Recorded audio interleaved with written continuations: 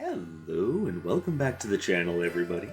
My name is Dark Sage Walker, and as you can see by the setup, we are ready to add the Water Arcana to our growing tier list. So, for those of you who don't know, this is part 2 of my Signature Arcana Tier List series. The first part was on Fire Arcana, so I figured we'd go to the exact opposite and do Water for the second part. These are going to be ranked as by their overall usefulness, power, range, and flexibility, both in their regular cast forms and as their signature cast forms.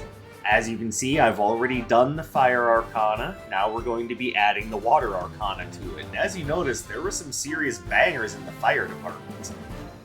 That sounded weird now that I think about it. But how well does water stack up? Well, that's what we're here to discuss.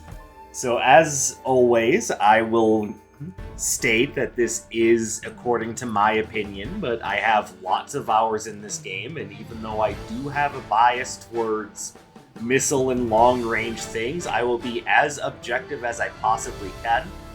And I realize that just because something isn't necessarily to my taste, doesn't mean that it might not be to someone else's. So as per usual, I will say that even though this is my opinion, I understand that there may be some disagreements. But with that having been said, always feel free to bring whatever disagreements you may have to the table, and we can discuss it like rational, well-reasoned human beings and actually talk like adults, unlike some people I can think of. But we've seen a good number of tier lists coming from me in the past. We know how they work. We know how the ratings work. S is good all the way down through D, which is trash. You know, pretty basic stuff. So, why don't we go ahead and get to it? We've got on our teaching robes. We've got on our raffle ticket. We can look at everything as objectively as possible, from damage all the way down to cooldown times. So I think we're good, and why don't we go ahead and start with the absolute first one on the list, Snowflake Chakrams. Now, as far as orbitals are concerned, this one is a little disappointing to me. But let's go over the facts. Snowflake Chakrams create orbiting snowflakes around your character that oscillate out and then back in, doing about 7 damage per hit, 10 on critical, obviously. And it has a roughly 7-second cooldown. That's a pretty long cooldown, but the Snowflake Chakrams do last for a long time. And whereas that is a very positive thing that I said about this Arcana that I clearly mentioned not liking, the part that I don't like is how exactly the oscillation works. It starts off close to you, that's fine, that's what you want from an orbital. And then it goes out far away from you, and then circles back in. Now this seems like a cool pattern just because it lasts a little while, and in theory, yeah, it's great. In practice, it gives the enemies enough space to just walk through your icy barrier and just punt you in the face. And its signature cast does the same thing, only slightly faster and with more snowflakes. Now, the idea that they stick close to you for longer is better, but it still creates this scenario where enemies can walk through it and hit you, so it's not really much of an orbital barrier, so much so as it is something that just looks really pretty. And for the amount of damage that it does, and the amount of protection it does, or rather doesn't offer, I'm not inclined to give this one a very good rating. Like, I just think it's way too much trouble for what it offers, and what it offers doesn't protect you all that much. I'm not sure I would say that it's actually detrimental, but I will say this, I would prefer to use Blazing Blitz. That's not looking good for Snowflake Chakrams, so gotta put it in C rank. Can't justify putting it any higher, but it doesn't often get you strictly killed all by itself, so there you go. Oh, I kind of buried the lead a little bit there. Moving on to Heroic Maelstrom. You all know that I like a good jump arcana, and that's definitely what this is. It even has a vacuum effect to draw enemies into your circle of water. So, here we go. It's got a 7-second cooldown, which, again, seems a little long, considering that this one doesn't last nearly as long. Overall damage of roughly 80. Alright, so no critical hits there. So yeah, 80. Which, the damage isn't bad. 80 damage is quite a bit of damage to be doing, especially when you've got an area of effect there drawing enemies in. The issue, of course, is how long you're stuck in place. The duration with which you're incapable of moving on this standard cast is enough to really set you up for failure. Now, obviously, things like ghouls and knights aren't going to be too much of a problem. Archers, mages, summoners, and lancers, on the other hand, are going to be more of an issue. Not to mention things like stone golems and macho ghouls who won't even get stunned. They'll just attack you right through this. And bosses, like, obviously you're going to be using this against them while they're stunned, but that's going to eat up a lot of your stun timer, which means you probably get this one spell off, and that's about it. And if you save it for later, a higher level boss will break out while you're in the middle of that spell and just set you up for danger. Now, looking at the signature cast version, it obviously does a good deal more damage, hitting that 160 range. And while you're using the signature cast, you can move, but not very much. And it still lasts a really long time, like longer than I think it reasonably should last. So, I don't know. Do I put Heroic Maelstrom on C just because it does a slightly better job at what it does than Heroic Blaze? Well, Cecil seems to think I should leave it on C. I think I'm gonna put it there. Yes, Bird, I hear you.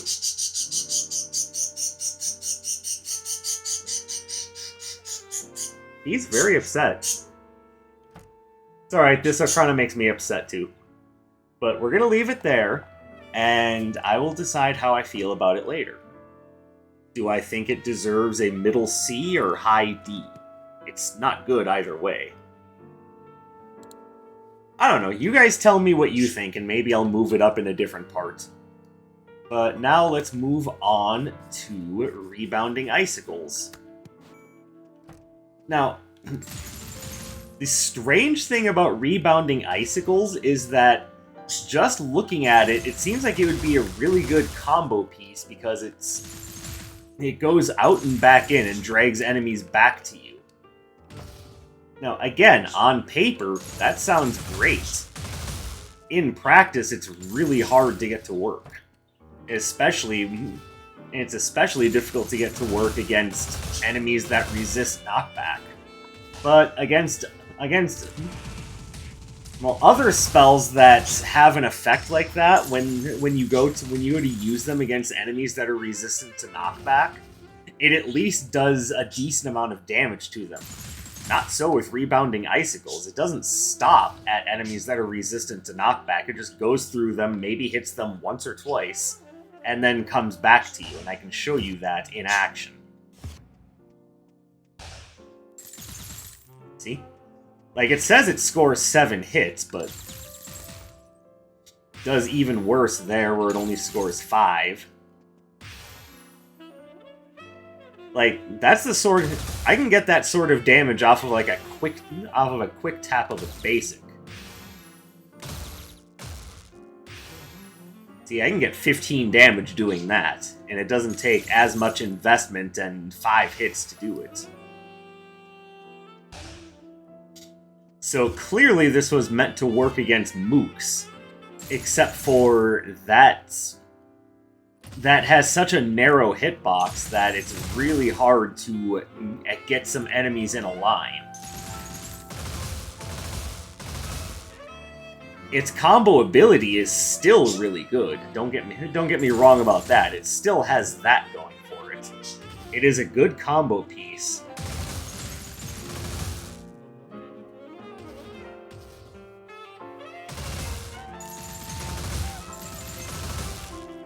And that's just a very basic example of the sort of thing you can do with it. So it still has that going for it against mooks, but how poorly it performs against bosses and enemies resistant to knockback is really hard to overlook. And its signature cast is... I mean, it's fun. That homing effect is really interesting, but for the sort of damage that it does, you could run just about anything else and get the damage that it's doing here. Like, 48, 52... Like, that's not much, and if we use it against a boss...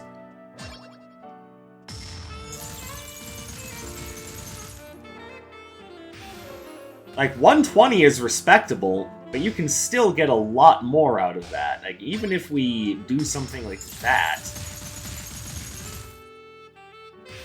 Here we got 178, that's pretty optimal.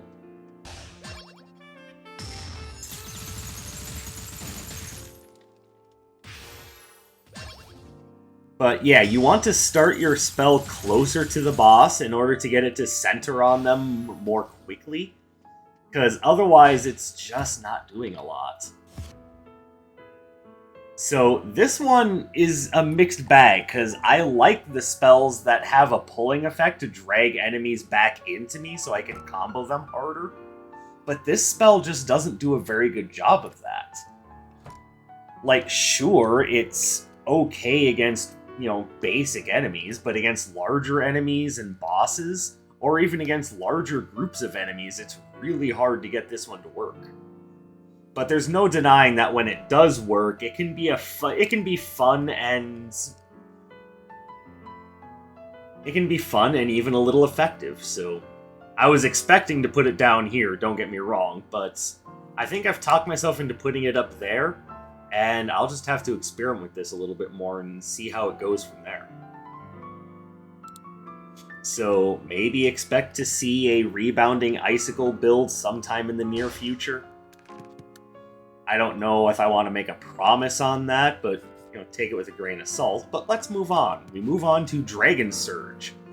Now, this one seems to be a fan favorite, and I kind of get why. For one, it's dragons. Dragons are mythical, dragons are magical, dragons are beautiful.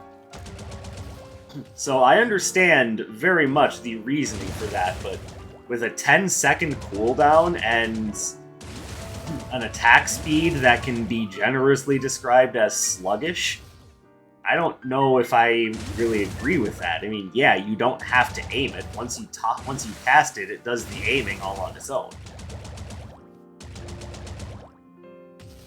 And I think that's kind of what carries this spell's popularity for a lot of people, is that it does all of that all on its own. So if you can find ways to negate the cooldown and cast it quickly, it can do a very good job. And you summon 6 of them at once when you signature cast it, but that's the only thing that changes. Well, Dark Sage, that's 3 times the effect. Yeah. Well, rather, it's 3 times the dragons, not always 3 times the effect. Because as you see, they kind of have a mind of their own once you cast them. And they can't just stop. So the effect that you get against multiple enemies is them separating out and just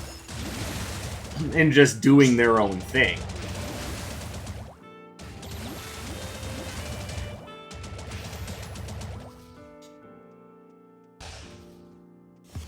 Now, there isn't a lot to say about this spell because it casts relatively quickly, kind of negating the need for potentially dash canceling out of your cast. But for what it's worth, you can dash cancel out of the few frames that you're doing, that you're throwing your hand out and going, "Fly, my pretties!"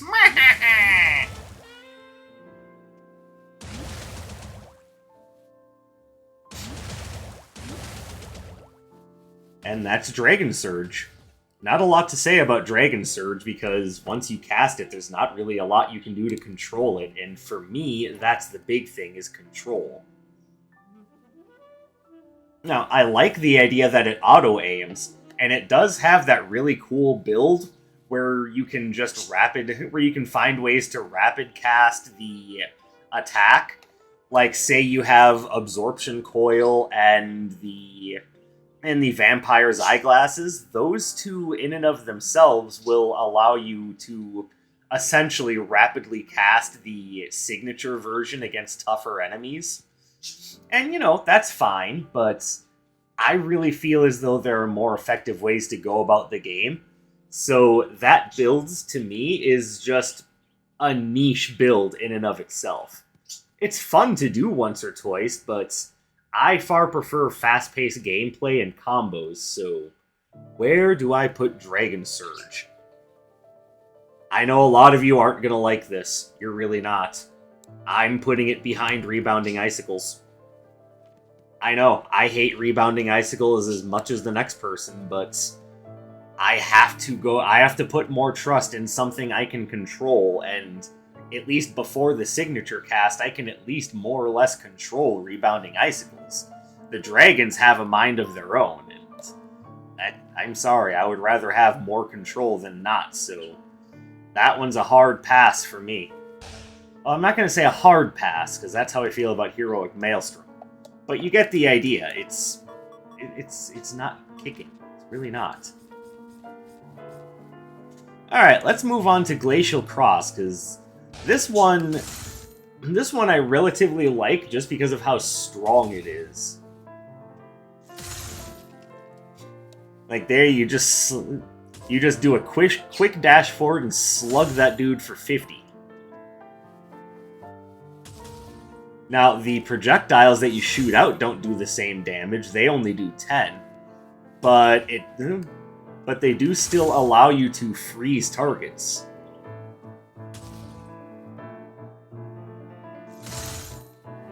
$50, $10, $10. I don't think you can hit the same enemy with both the punch and the shards.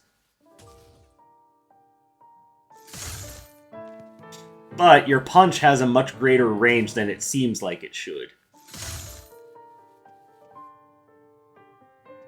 So it just kind of comes off as more of a coverage thing. Yeah, because if even going just from down here, I can get all three of the bottom ones with the punch itself, and then this one's just getting hit with the shards. So you have a decent amount of long range and control. It's got good power. It's got 5.5 second cooldown, which isn't bad, and then the signature cast is just essentially the same thing 3 times. And you see that dude got clocked for 170.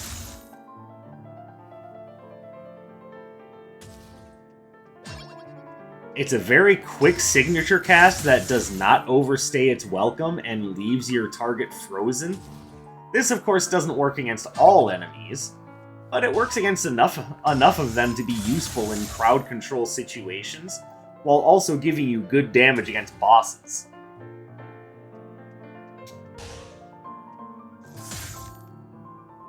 And as you can see, you have to be really far away for it to not count as hitting with the punch, because the shards come out at the very end of the punch. They're not coming out in the middle of your flying animation. You fly forward with the fist, and then the shards come out at the very end.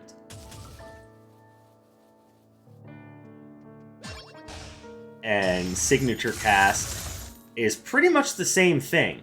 Now, what I question about the signature cast is if you cast it and something goes wrong, can you dash cancel out of it? Yes, you can. So, honestly, this one's pretty solid. I think there are other spells that can give you greater returns on your investment, but for what it's worth, you can combo into it nicely. It's got decent range, good damage, and it's a movement skill, which means you can definitely use it to get yourself out of trouble. Where do I put you? I think I put you up here above Flame Breath.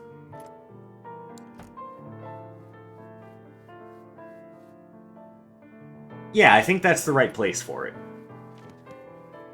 Glacial Cross is a nice, strong skill. Gets you some good damage, gets you some movement, gets you control in crowd situations, and combo damage against bosses. And what more do you really want? It's just a solid ability. And so is Ice Spear, which has way more range.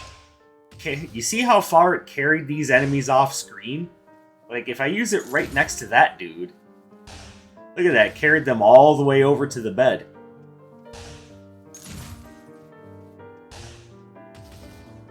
And the reason why it does that is because if you connect with this skill and nail an enemy to the wall, they take extra damage and get frozen. So your damage is 30 upon striking with the spear, which, again, pretty good for something that comes out so quickly and has such a long range. An extra 30 if an enemy hits a wall, and they get frozen. It does have a very narrow hitbox, though. And, yep, against a big enemy that can't be affected by knockback, you essentially get both hits at the same time. It's as if one of the smaller enemies hit a wall. Matter of fact, you can do that to nail small enemies to big enemies. That's an interesting thing that I didn't know until just now. And then its signature cast is just a series of ice spears. They don't all do the same damage, but as you can see, it's a bunch of 24s and then a 30.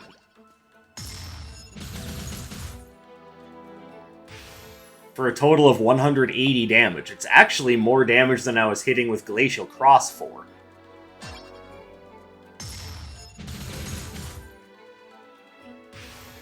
So there we have 192 because we had the 2 criticals.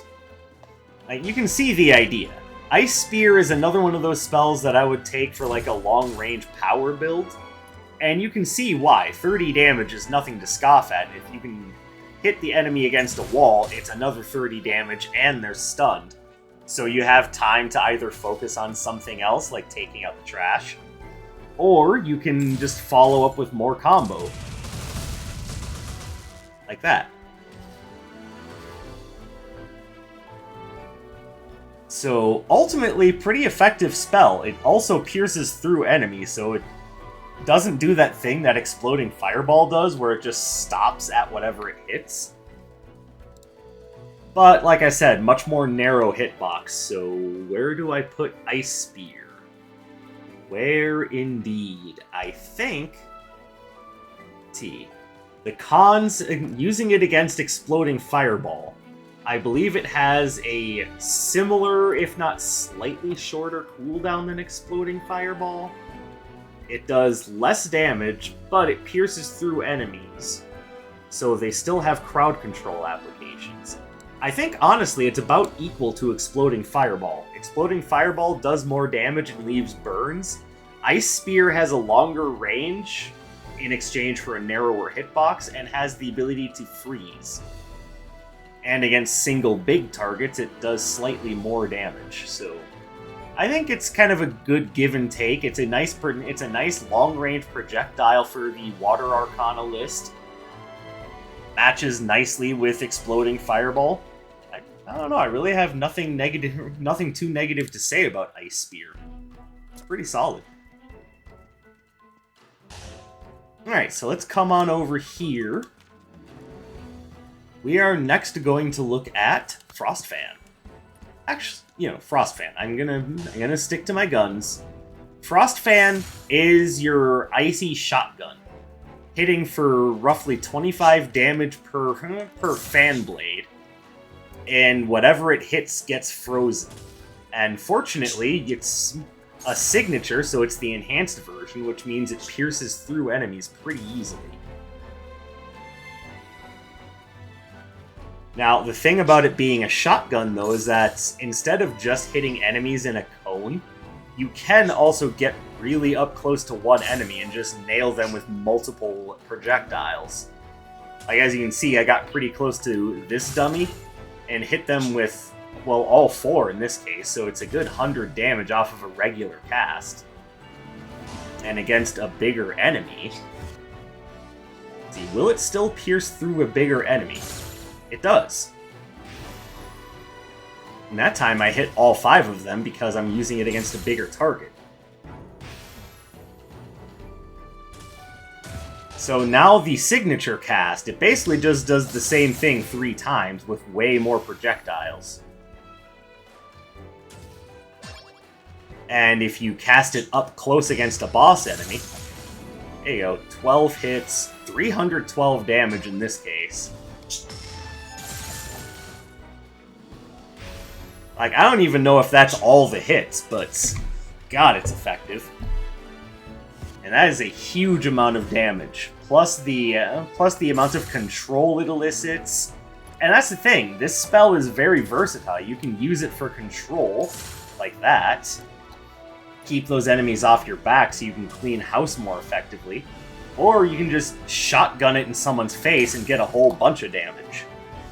So there's some versatility with how you use it. And it's on a roughly average 6-second cooldown too. So the average cooldown is not one that I'm super happy about, but everything else about this spell absolutely rocks. So I think this goes up here pretty easily. Like, I would put it maybe slightly above Blazing Lariat, but below Tracer Barrage. Frost Fan is a fantastic spell, and I will not hear anything otherwise. It's kind of nice that they give you one of the best spells in the game at a very early point, so you can get used to how the game works before you try experimenting with other things. So let's move on to Crystalline Ballestra, one of the melee options, which we had a few of those already: Snowflake Chakrams, Heroic Maelstrom, Glacial Cross. This one is something similar. You basically get 3 sword swipes, 1 forward, 1 back, and 1 forward. And it comes in a very wide range. And because you're moving while you're doing it, it's easy to sweep enemies up in the attacks. And those attacks do good damage. Look at that, 20, 20, 45, that's really nice. 85 damage, like that's almost as much as some signatures. Matter of fact, if you were paying attention, it's more than some signatures. Like many Arcana, it's got a roughly 6-second cooldown. And its signature cast, you just go apeshit.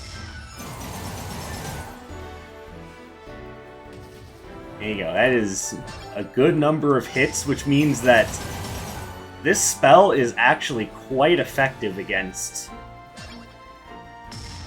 Or not effective against, but it's very effective with things like the Awe Robe and the Dark Katana because of how many hits that scores.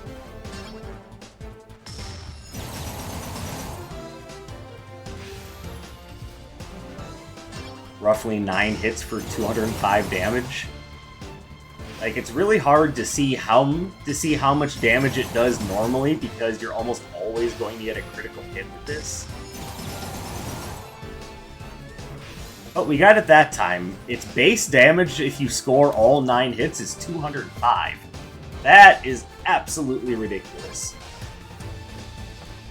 But it is still a melee range spell, and even though it's got a huge range from side to side so you can sweep enemies up in it, you still have to be at least semi-close to hit enemies with it reliably. Which gives it a little bit less staying power than some of the others. But I mean, still, you're swinging a giant sword, there's some movement, so you can kind of evade some things and move a little bit closer into striking range of some enemies. Like, where would I put this one? I think this one...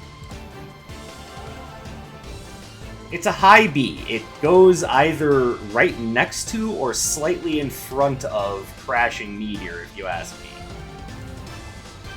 I'm going to leave it there, and we can debate on its location, but I think that's a good place for it. And I don't want you to think, oh, it's B rank, it's not very good. No, it's freaking amazing. The only thing holding it back is its range. Which, again, even though it's not, projectile huge, it's still good range. You just have to be careful with it because it's really easy to get knocked out of it by like a stray fireball or something, but definitely worth using. Besides, who doesn't like swinging around a big greatsword? That is one of the greatest joys in life. And speaking of swords, let's talk about Frost Scimitar. Now, as you can see, with Frost Scimitar, you get 2 uses. And unlike the Balestra, this is a ranged attack.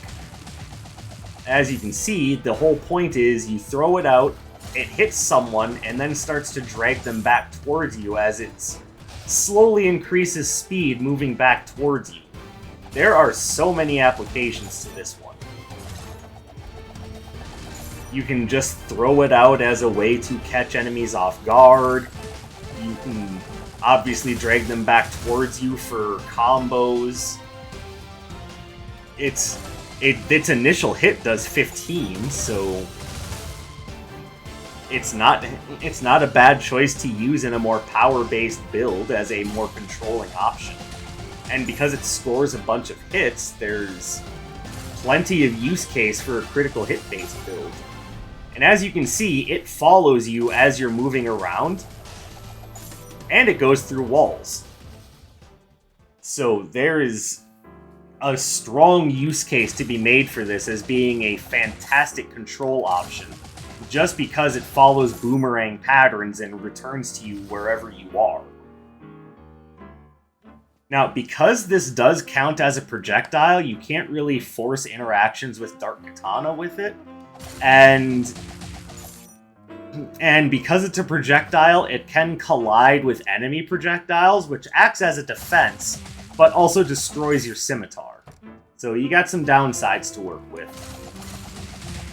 Roughly a 4-second cooldown per charge. Yep, 4-second cooldown per charge. Banes, you can throw one out, and then 4 seconds later, you get it back.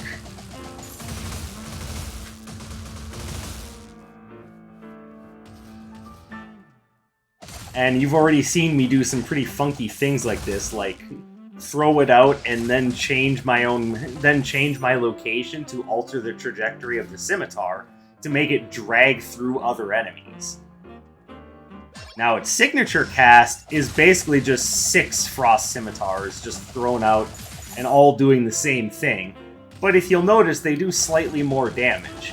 So, with the signature cast versions, instead of doing 15 and 2, they still do 15, but now each subsequent hit does 3, and they stay out there for a little while, just spinning and doing damage. And as you can see, you can hit one enemy with multiple scimitars and really rack up some damage. Which is to say nothing about keeping enemies stunned so you can combo them while all that is happening. Like, Frost Scimitar, in my opinion, is very strong. A very useful Arcana that, even though might not be the highest scoring thing damage-wise, I think it definitely more than makes up for it with its versatility and just its combo ability, so I think I put it slightly below Flame Cleaver, just because Flame Cleaver can pierce through enemy projectiles and has a stronger defensive case.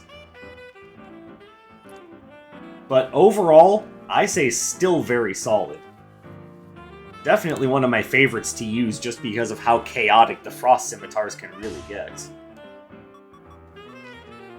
So let's tilt back to the melee side and talk about Tidal Blast. Now, this one has been one of my just favorite standard spells for a while. As you can see, the amount of damage it does is ridiculous. Like, just that outward splash does 50. But then if you catch them in the bubble, that does, I think it's supposed to be an additional 20. Oh, additional 15, sorry. So a total of 65 if you catch them in one of the bubbles.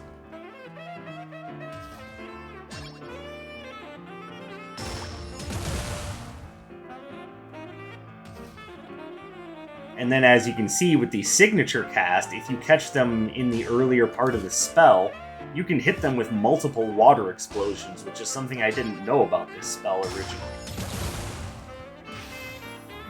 Now, it doesn't work out great against bosses, but if you hit them with kind of the outer bubbles, then you hit them with more than one part of the spell.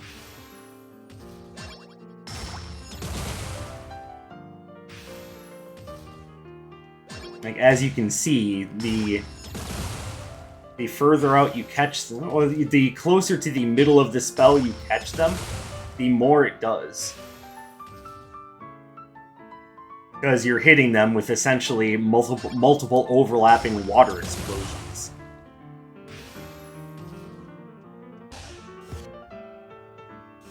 So this obviously has its uses with Dark Katana, with Power, and because it's the enhanced version, you get that shield around yourself to protect from many types of mishap. And you get that shield when you signature cast as well.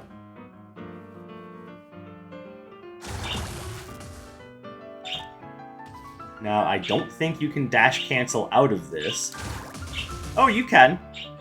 At least out of the very beginning. Can you dash out of the middle part of it? No. So, if you go to use the spell and you think you've made an error, you can dash out of its startup, just not out of the middle part of the spell. Although apparently that's a thing with the signature version.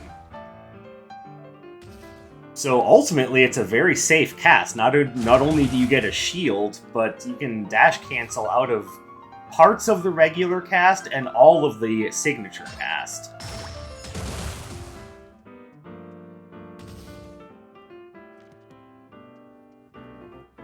So between damage and shielding and just the amount of range that it covers, this is another one that comes highly recommended by me. I really like Tidal Blast. Now, the idea that it doesn't have even more range keeps me from putting it at S rank, but I think it definitely, especially due to its damage and shielding making up for that, I think... I don't know, do I put it above Dragon Arc?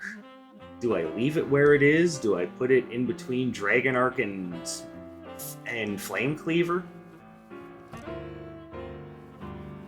Like, it's hard to say what this thing's real placement should really be.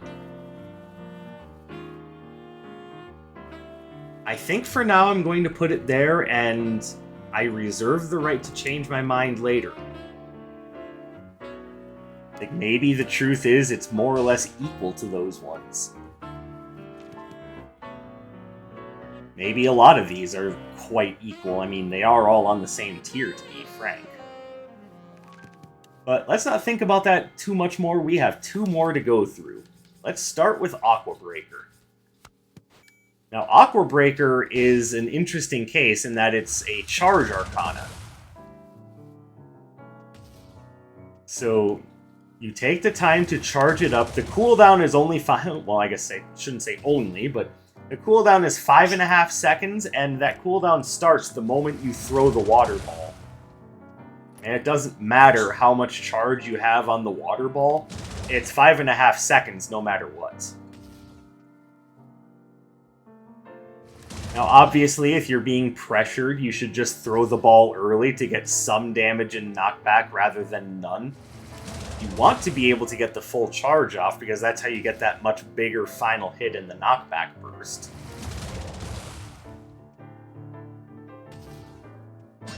And then the signature cast is just the same thing, but bigger. And even though you can hold the spell, all it's really doing, instead of charging it up further, is essentially preparing your aim. And when it's charged up, each little tick does 12 damage, and the burst does 40 instead of 30. Absolutely not bad for something that has as much range and knockback as it does. Like, noticeably, it's not as much damage as something like the Crystalline Balestra or Ice Spear. Certainly not as much damage as Frost Fan. Like, oh my goodness. But the whole point of this is that it's got the versatility to keep mooks off of you because of its large amount of knockback. Like, oftentimes, when you're just getting surrounded in a room and you just need some room to breathe, just letting off a partial charge there will give you plenty of chance to get out of trouble and get moving. So, this spell has plenty of applications. I personally really like Aqua Breaker. I think that it's one of the better charge spells out there. Because unlike Furious Tempest and Raging Inferno, it actively pushes enemies away from you. So it gets just a little bit more value out of having that knockback and essentially piercing enemies than those spells do. So I am going to put this. Its limited damage keeps me from wanting to put it much higher than Ice Spear. But it technically does more damage than Exploding Fireball, but has less combo ability than Frost Scimitar, but more range. I think that's the right place for it. It's just a good, solid projectile / get off me option that I'm not gonna go the cliche route and say, oh, it's underrated. Honestly, I think it's perfectly rated. It's just a fine spell, and it's hard to find good spells that keep enemies off of you that much. With the exception of Aqua Beam. Aqua Beam is one of those spells that when I first used it, I said, I can't believe this spell exists. So here's Aqua Beam in a nutshell. You point in a direction, and whatever's in that direction gets erased, with nearly unlimited range.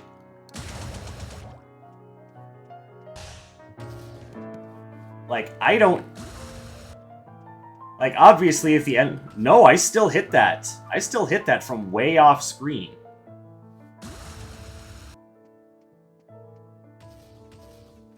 Yeah, I hit them for 7 ticks of damage from way off screen.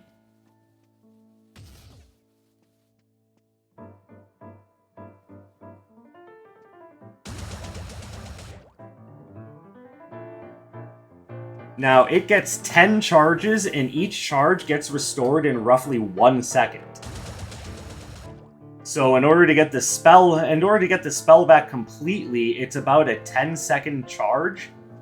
But in order to just be able to cast it again, just to keep enemies off of you, you need to get to 5 charges. So it's roughly a 5-second charge just to be able to cast it again, but a full 10-second charge if you want to wait until it's fully ready to go again.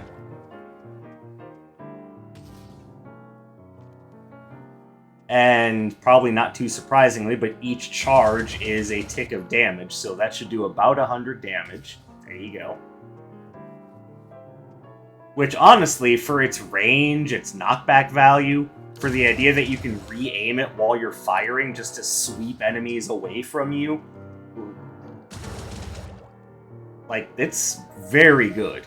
Very, very good. Did I mention that that if enemy projectiles come into contact with your Aqua Beam, they just get erased? So it's great on defense, it's great on offense, and it only gets better when you use the signature cast. Because now you've got the 5 Aqua Beams coming from a spread out position, converging into one position, and just ruining an enemy's day.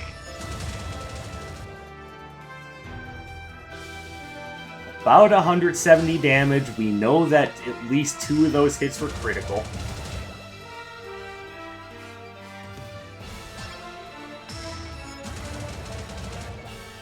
So I'm going to say that it does about 150 damage, so You get 15 ticks of damage over the time that it's firing.